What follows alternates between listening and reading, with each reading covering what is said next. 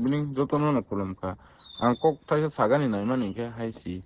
Lugorok bongsorok. Ani social media ro go Swi Bwthar mani hoite ni ke video viral ngi tong mani. Bong ke borok rong no war gi tong la ha. Swi Bwthar bu war jagla ha. Tok pung sukang war tong mani. Borok go si bar si. Borok no se war tong hang ke ba. Belai ke nung lukurok bu ano request khaila ha. Bono Bwthar paisi di. Hayang ke teisi. Borok Swi Bwthar rok. Okra rok. War jagi mangi. Hingke asik virus ngyaku sani Bwthar paisi di.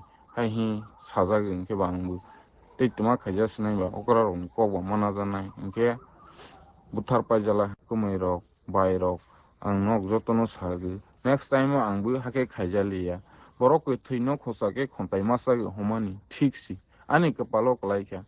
Ani oro nok bisasa yangke ani loge go kulung tong bo yago warjagla doktor go injection ok busung manaja jaka.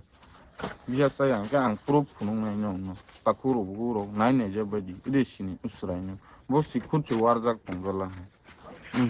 Yago warjagla. Burus warjang kulung. Pajak. Bisa hangla bisa.